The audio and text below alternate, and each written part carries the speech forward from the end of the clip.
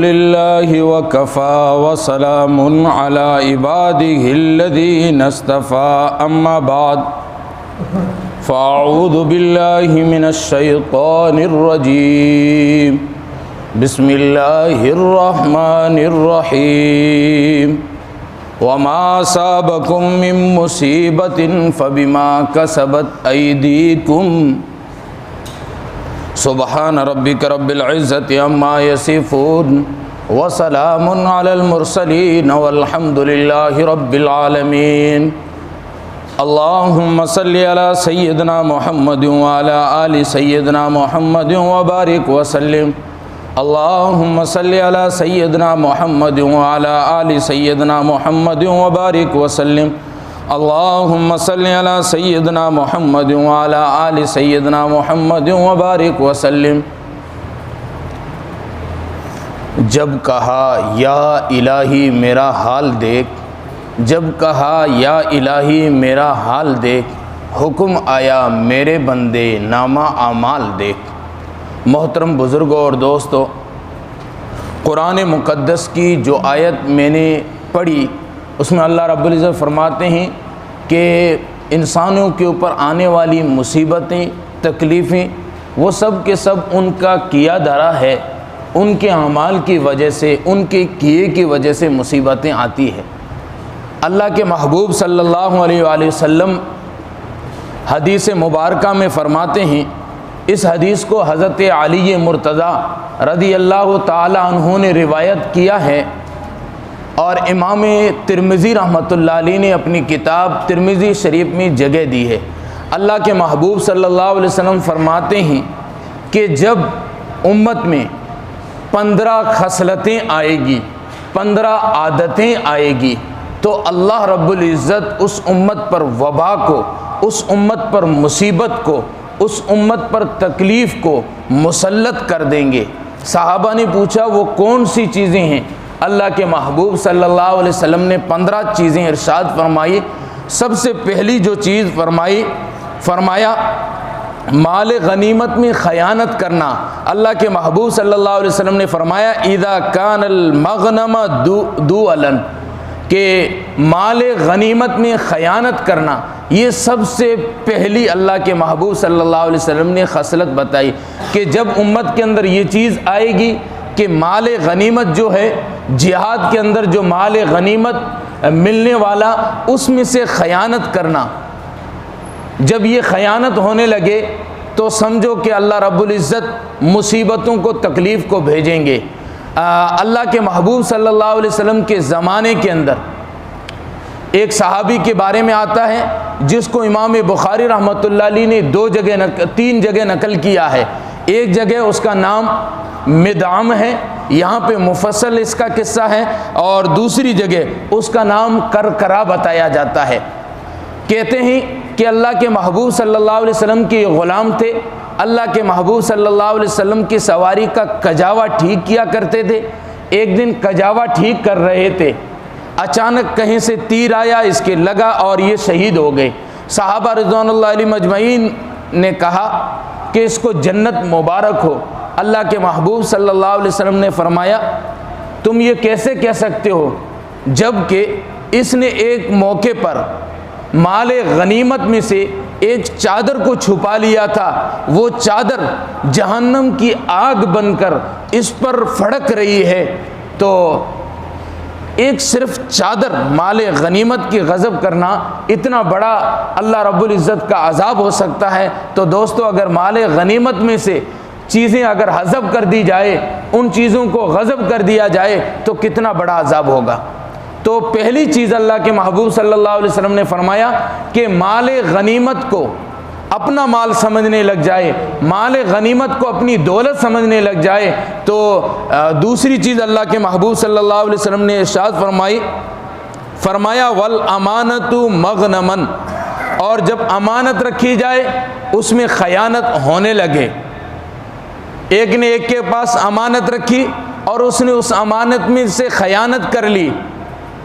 اللہ کے محبوب صلی اللہ علیہ وسلم نے اس بارے میں ارشاد فرمایا ہے کہ جو امانت کا لحاظ نہ رکھے اس کا ایمان محفوظ نہیں، اور جو وعدہ کرے اسے نبھائے نہیں، اس کا دین محفوظ نہیں۔ اور اللہ کے محبوب صلی اللہ علیہ وسلم نے ارشاد فرمایا، حدیث مبارکہ کے اندر فرمایا، منافق کی 4 نشانیاں ہیں۔ نمبر 1، اذا حدث کذب، جب لوگوں سے بات کرے تو جھوٹ بولے۔ پہلی نشانی، جب وہ بات کرے تو جھوٹ بولے۔ دوسری نشانی، وَإِذَا اُؤْتُمِنَ خَانَ، اور اس کے پاس جب امانت رکھی جائے تو اس میں سے خیانت کرے۔ امانت میں خیانت کرنے والا منافق اللہ کے رسول صلی اللہ علیہ وسلم نے بتایا ہے کہ منافق کی 4 نشانیاں، پہلی جب بات کرے تو جھوٹ بولے، دوسری جب اس کے پاس امانت کوئی چیز رکھے کہ بھائی میری اس چیز کو سنبھال کے رکھو، لیکن اس چیز میں سے وہ غضب کر لے، اس چیز کو بدل دے وے، اس چیز کو اپنے استعمال میں لا دے وے، جبکہ اس نے اس کی اجازت نہیں دی ہے، بلکہ اس سے کہا ہے کہ میری امانت کو رکھو، میں آپ سے لوں گا۔ اور پھر آگے فرمایا، وَإِذَا عَاهَدَ غَدَرَ، جب وعدہ کرے تو اس کی وعدہ خلافی کرے۔ اور آگے فرمایا، وَإِذَا خَاصَمَ فَجَرَ، اور جب غصے میں آئے تو گالیاں دینے لگے۔ منافق کی کتنی نشانیاں؟ 4۔ نمبر 1 کہ جب بات کرے بات بات پر جھوٹ بولے، امانت رکھی جائے تو اس امانت میں خیانت کر لے، اور تیسری، اور جب وعدہ کرے تو اس میں وعدہ خلافی کرے، اور چوتھی جب غصے ہو تو گالیاں دینے لگ جائے۔ اللہ رب العزت ہم سب کی حفاظت فرمائے۔ تو اللہ کے محبوب صلی اللہ علیہ وسلم نے فرمایا کہ امانت میں جب خیانت ہونے لگے، اور اللہ رب العزت نے قرآن مجید میں فرمایا، ان اللہ یأمرکم ان تؤدوا الامانات الی اہلھا، کہ جب اللہ رب العزت تم سے حکم دیتا ہے کہ جب تمہارے پاس کسی کی امانت ہو، امانت رکھی جائے، یہ اللہ کا حکم ہے کہ وہ امانت اس تک پہنچاؤ جو اس کا اہل ہے، جس کی ہے اس تک پہنچائی جائے۔ اور حضرت عبادہ بن صامت رضی اللہ عنہ کی روایت میں اللہ کے محبوب صلی اللہ علیہ وسلم نے فرمایا کہ تم 6 چیزوں کی ضمانت دو اور مجھ سے جنت کی ضمانت لو۔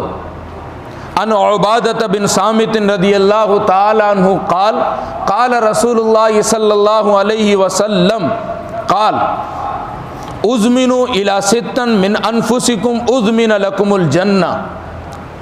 اب یہ 6 چیزیں کون سی ہیں؟ نمبر 1، اصدقوا اذا حدثتم، جب بات کرو تو سچ بولو، جب بھی بات کرو سچ بولو۔ نمبر 2، واوفوا اذا وعدتم، اور جب وعدہ کرو تو اس میں نبھا رکھو، وعدہ خلافی نہیں، وعدہ پورا کرو۔ اور پھر آگے فرمایا، وعدوا اذا اؤتمنتم، اور جب امانت تمہارے پاس رکھی جائے تو اس کو ادا کرو، جس کی ہے اس کو دو۔ آگے فرمایا، واحفظوا فروجکم، واحفظوا فروجکم، اپنی شرمگاہوں کی حفاظت کرو۔ آگے فرمایا، وغضوا ابصارکم، اپنی نگاہوں کو نیچی رکھو، غلط جگہوں پر اپنی نگاہوں کو نہ پڑنے دو۔ آگے فرمایا، وکفوا ایدیکم، اور اپنے ہاتھوں کو ظلم سے روکو۔ 6 چیزیں جو تم کر لو، اللہ کے محبوب صلی اللہ علیہ وسلم فرماتے ہیں کہ میں تمہیں جنت کی ضمانت دیتا ہوں۔ اور وہ 6 چیزیں کیا ہیں؟ نمبر 1، سچ بولو۔ نمبر 2، وعدہ خلافی نہ کرو۔ نمبر 3، امانت میں خیانت نہ کرو۔ نمبر 4، اپنی نگاہوں اپنی شرمگاہوں کی حفاظت کرو۔ نمبر 5، اپنی نگاہوں کو نیچی رکھو، غلط جگہوں پہ نگاہوں کو نہ پڑنے دو۔ اور نمبر 6، اپنے ہاتھوں کو ظلم سے روکو، اپنے ہاتھوں سے ظلم نہ کرو کسی پر۔ اور اللہ کے محبوب صلی اللہ علیہ وسلم نے تیسری خصلت جو بتائی وہ یہ ہے، زکوٰۃ کو تاوان سمجھا جانے لگے، زکوٰۃ کو بوجھ سمجھا جانے لگے، وَالزَّكَاةَ مَغْرَمًا، زکوٰۃ کو جب تاوان اور بوجھ سمجھا جانے لگے تو امت میں بلا اور مصیبتیں اور تکلیفیں آتی ہیں۔ حضور صلی اللہ علیہ وسلم نے یہاں پر بھی ارشاد فرمایا ہے کہ تم 6 چیزوں کی ضمانت دو، میں تمہیں جنت کی ضمانت دیتا ہوں۔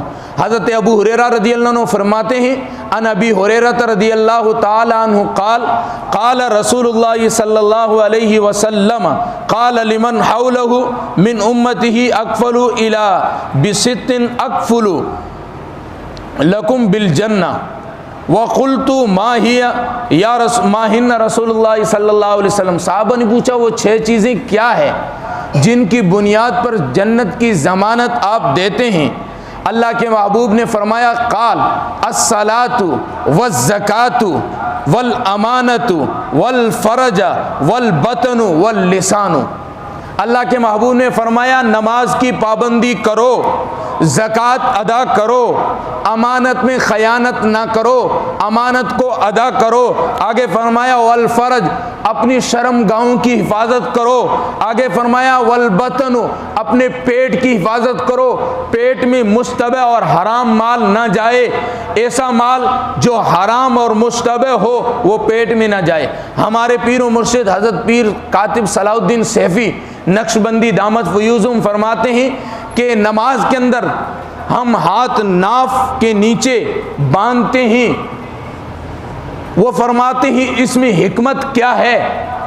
فرماتے ہیں انسانی جسم میں 2 فتنے ہیں، ایک شرم گاہ کا فتنہ اور دوسرا پیٹ کا فتنہ۔ جب پیٹ کا فتنہ انسان کا بڑھتا ہے تو سمجھتا ہے کہ ساری دنیا کا مال میرے پاس آ جائے، میں سب سے بڑا رئیس بن جاؤں، سارا مال میرے پاس آ جائے۔ اور دوسرا فتنہ شرم گاہ کا ہے۔ جب یہ شرم گاہ کا فتنہ اٹھتا ہے انسان سوچتا ہے کہ ساری دنیا کی جتنی بھی حسینائیں جمیلائیں ہیں سب کے سب میری ہو جائیں، میری آگوش کو گرم کریں۔ تو یہ 2 فتنے ہیں، جب پیٹ کا اڑتا ہے تو سوچتا ہے سارا مال میرے قبضے میں ہو، جب شرم گاہ کا اڑتا ہے تو سوچتا ہے کہ ساری حسینائیں میرے پاس ہو۔ نماز کے اندر بندے نے ان دونوں فتنوں کے درمیان ہاتھ باندھا ہے، گویا کہ یہ اللہ سے یہ کہہ رہا ہے اللہ یہ دونوں فتنے بڑے ہیں، اس سے مجھے تو بچا لیجیے۔ اللہ رب العزت ان دونوں فتنوں سے ہماری اور پوری امت کی حفاظت فرمائے۔ تو اللہ کے محبوب بھی یہاں کیا فرما رہے ہیں؟ 6 چیزوں میں سے پہلی چیز نماز کی پابندی کرو، دوسری چیز زکوٰۃ ادا کرو، اور تیسری چیز امانت ادا کرو، اور چوتھی چیز اللہ کے محبوب صلی اللہ علیہ وسلم فرماتے ہیں اپنی شرم گاہ کی حفاظت کرو، اور 5ویں چیز ارشاد فرماتے ہیں اپنے پیٹ کی پانچویں چیز ارشاد فرماتے ہیں اپنے پیٹ کی حفاظت کرو، اور 6ٹھی چیز اپنی زبان کی حفاظت کرو۔ زبان کی حفاظت کرو، اپنی زبان سے کوئی ایسا جملہ نہ نکالو جس سے کسی اور کو تکلیف ہوتی ہو، زبان سے کوئی ایسا جملہ نہ نکالو جو کفر کی طرف لے جاتا ہے۔ کہتے ہیں کہ پہلے تول پھر بول، زبان سے کوئی جملہ ایسا نہ نکلے جس کی وجہ سے کسی کو تکلیف ہو۔ میں پہلے کسی ایک بیان میں اس کی مثالیں خوب دے چکا ہوں۔ تو اللہ کے محبوب صلی اللہ علیہ وسلم فرماتے ہیں کہ 6 چیزوں کی تم ضمانت دو، 6 چیزوں کی میں بھی ضمانت دیتا ہوں۔ اللہ رب العزت ہمیں ان سب باتوں پر عمل کرنے کی توفیق دے۔ اور نبی پاک صلی اللہ علیہ وسلم نے مصیبت اور بلا آنے کی جو بتائی ہے کہ یہ علامتیں ہیں، یہ چیزیں ہوگی، ان میں سے میں نے 3 پیش کی۔ اب چوتھی چیز، بیوی کی اطاعت کرنے لگے۔ وَأَطَاعَ الرَّجُلُ زَوْجَتَهُ، کہ جب آدمی زن مرید بن جائے، بیوی کا غلام بن جائے، بیوی جیسے کہے ویسے کرنے لگ جائے، یہ اصول قرآن کے خلاف ہے۔ گھر کے اندر مرد کی چلتی ہے، بیوی کی نہیں، بیوی اس کے تابع ہے۔ اب گھریلو معاملات میں جب بیوی بیچ میں پڑے تو بھائیوں کے جھگڑا، بیوی بیچ میں پڑے تو ماں اور بیٹے کے جھگڑا۔ ہاں بیوی کا حق اپنا ہے، اسے حق دیا جائے، اگر حق نہ دیا تو گنہگار ہوں گے، لیکن بیوی کے کہنے پر امی کو چھوڑا نہ جائے، بیوی کے کہنے پر بھائیوں سے جھگڑا مول نہ لیا جائے۔ قرآن کہتا ہے الرجال قوامون علی النساء، عورتوں پر مرد جو ہے وہ حکمراں ہے، مرد کی چلے گی، بیوی کی نہیں۔ جب کہتے ہیں کہ کسریٰ کے بادشاہ کا انتقال ہوا تو تو اس وقت بادشاہ کسریٰ کی بیٹی سلطنت پر بیٹھی. اللہ کے محبوب صلی اللہ علیہ وسلم نے فرمایا کہ جس قوم کی لیڈر عورت بن جائے وہ قوم فلاح تک نہیں پہنچ سکتی. ان ابی بکرۃ رضی اللہ تعالی عنہ قال سمعت رسول اللہ صلی اللہ علیہ وسلم قال لن يفلح قوم ولوا امرهم امرأة. ترمذی شریف کی روایت ہے. اللہ کے محبوب فرماتے ہیں جس قوم کی لیڈر، جس گھر کی لیڈر عورت بن جائے، سارا اختیار عورت کے ہاتھ میں ہو، وہ گھر اور وہ قوم فلاح تک نہیں پہنچ سکتا.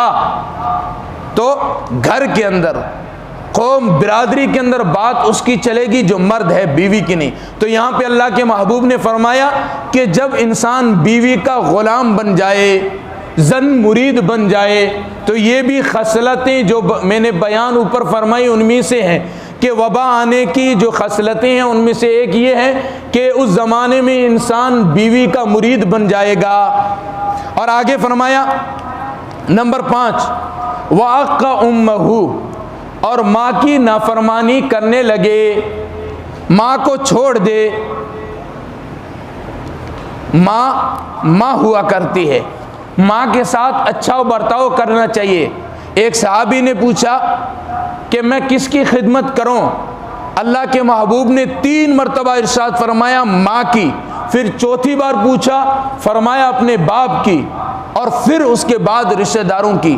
تو ماں کا حق سب سے پہلا ہے. اللہ رب العزت نے قرآن مقدس کے اندر اپنی توحید کو جہاں بیان کیا ہے، توحید کے ساتھ اللہ رب العزت نے ماں باپ کے حقوق کو بیان کیا ہے کہ پیدا کرنے والا میں ہوں، جن کی وجہ سے تم آئے ہو، جو تمہارے لیے ذریعہ بنے ہی دنیا میں آنے کا وہ ماں باپ ہیں. تو اللہ کے ساتھ وفاداری کرو، ماں باپ کے ساتھ بھی وفاداری کرو. ماں کی دعائیں انسان کے ارد گرد پھیرا دیا کرتی ہے. حضرت عطا بن رباح رحمۃ اللہ علیہ کے بارے میں ہے کہ جب ان کی ماں کا انتقال ہوا، اللہ رب العزت نے الہام فرمایا میرے بندے سنبھل کے قدم اٹھانا، جو شخصیت تمہارے لیے دعائیں کیا کرتی تھی وہ اس دنیا سے جا چکی ہے. دور بیٹھا کوئی تو دعائیں دیتا ہے، دور بیٹھا کوئی تو دعائیں دیتا ہے، میں ڈوبتا ہوں سمندر اچھال دیتا ہے. ماں باپ کی دعائیں انسان کے ارد گرد پھیرا دیا کرتی ہے. تو ماں کے ساتھ آج کل یہی ہو رہا ہے، لیکن ایسا نہیں ہونا چاہیے. ماں ہے، اس کی خدمت کی جائے. آگے اللہ کے محبوب صلی اللہ علیہ وسلم نے چھٹی چیز جو ارشاد فرمائی، آج 7 چیزیں پیش کر لیتے ہیں، اگلے جمعے انشاءاللہ آگے. دوست کے ساتھ بھلائی، وبر صدیقہ، اور باپ، اور 7ویں چیز وجفا اباہ، اور باپ کے ساتھ نافرمانی اور بے وفائی، اور دوست کے ساتھ وفاداری. لیکن باپ کے ساتھ وفاداری تو پہلا حق تو باپ کا ہے، باپ کے ساتھ وفاداری ہونی چاہیے. ہاں دوست اپنی جگہ ہے، لیکن اس کا مطلب یہ نہیں کہ باپ کو چھوڑ کے دوست کو پکڑ لے ہوئے. وَقَضَىٰ رَبُّكَ أَلَّا تَعْبُدُوا إِلَّا إِيَّاهُ وَبِالْوَالِدَيْنِ إِحْسَانًا إِمَّا يَبْلُغَنَّ عِندَكَ الْكِبَرِ أَحَدُهُمَا أَوْ كِلَاهُمَا فَلَا تَقُل لَّهُمَا أُفٍّ وَلَا تَنْهَرْهُمَا. جب ان دونوں میں سے، ماں اور باپ میں سے کوئی بڑھاپے کو پہنچ جائے، انہیں اف تک نہ کہو. وجہ کہ وہ جب تم چھوٹے تھے انہوں نے تمہاری خدمت کی ہے. وہ باپ جب اولاد بیمار ہو جائے، وہ باپ دوسرے کے سامنے جا کے قرض کے لیے ہاتھ پھیلا دیتا ہے. اپنی عزت، اپنے وقار کا وہ خیال نہیں کرتا ہے، یہ سوچتا ہے کہ میری اولاد بچ جائے. اب جب یہی باپ بوڑھا ہو گیا ہے، اس کے ساتھ بے وفائی. ایک بزرگ کہتے ہیں کہ ایک بیٹے نے اپنے باپ کو گھسیٹنا شروع کیا، گھر کے باہر جہاں پہ کوڑا ڈالا جاتا ہے وہاں تک کھینچ کے لے گیا. باپ بالکل خاموش رہا، اور جب وہ وہاں سے آگے جانے لگا باپ چلانے لگا کہ بیٹے مجھے چھوڑ دے، میں بھی اپنے باپ کو یہاں تک ہی گھسیٹ کے لایا تھا۔ اگر اپنے باپ کے ساتھ ایسا کرو گے اولاد بھی ایسا ہی کرے گی۔ 2011 کے اندر ہم کنتھاریہ میں پڑھتے تھے، اس وقت رات کو ایک پروگرام تھا، مولانا یعقوب صاحب اکھڑوی تشریف لائے تھے، ہم ان کا بیان سننے کے لیے گئے تھے۔ وہ اپنے بیان میں فرما رہے تھے کہ ایک آدمی کے ماں باپ بوڑھے ہو گئے، اس کی گھر والی نے کہا یہ کھانستے رہتے ہیں، دن بھر تھوکتے ہیں، فرش گندا کر دیتے ہیں، ان کو باہر کہیں ٹھکانہ بنا کے دو۔ تو اس آدمی نے اپنے بیٹوں سے کہا کہ جاؤ اس کو جہاں بیل باندھتے ہیں اس باڑے کے اندر چھوڑ کے آ جاؤ، ہمارے یہاں باڑا بولتے ہیں جہاں پہ بکریاں بھینس باندھی جاتی، کہا باڑے کے اندر اس کو چھوڑ کے آ جاؤ۔ جب اس کو وہاں چھوڑا تو وہ کہنے لگا بھائی مجھے اوڑھنے کے لیے کچھ دو۔ تو باپ سے بیٹوں نے پوچھا دادے میاں کہہ رہے ہیں اوڑھنے کے لیے کچھ دو، تو انہوں نے کہا یہ جو ٹال پڑا ہے یہ لے جاؤ ان کو دے دو۔ وہ ترپال لے گئے، لیکن اس میں سے آدھا کاٹ کے دادے کو دے دیا اور آدھا واپس لا کے الماری میں رکھا۔ باپ نے پوچھا بیٹو ایسا کیوں کیا؟ کہا کہ ابو آج آپ نے دادا میاں کو باہر نکالا ہے، دادے میاں نے اوڑھنے کے لیے ترپال مانگا، اوڑھنے کے لیے چادر مانگی، تو آپ نے ترپال دے دیا۔ کل جب آپ بوڑھے ہو جائیں گے، ہماری اولاد جوان ہو جائے گی، تو ہم بھی اپنی اولاد کو حکم دیں گے کہ اپنے دادا کو جاؤ وہاں فلاں جگہ چھوڑ کے آؤ۔ جب آپ کو چھوڑیں گے، آپ اوڑھنے کے لیے چادر مانگیں گے تو ہماری اولاد کو چادر ڈھونڈنی نہ پڑے، یہی ترپال جو آدھا بچا ہوا ہم آپ کو دے دیں گے۔ اس نے کہا مجھ سے بھول ہو گئی، واپس لے آؤ اس کو۔ تو جیسا اپنے ماں باپ کے ساتھ کریں گے ہماری اولاد ویسا کرے گی۔ اللہ رب العزت ہم سب کو جو کہی گئی باتیں ان پر عمل کی توفیق نصیب فرمائے۔ یہ جو میں نے جو 7 چیزیں بتائی ہے، اللہ رب العزت ان سے ہمیں بچنے کی توفیق نصیب فرمائے۔ اللہ رب العزت کہنے سننے زیادہ عمل کی توفیق نصیب فرمائے۔ وآخر دعوانا الحمدللہ رب العالمین۔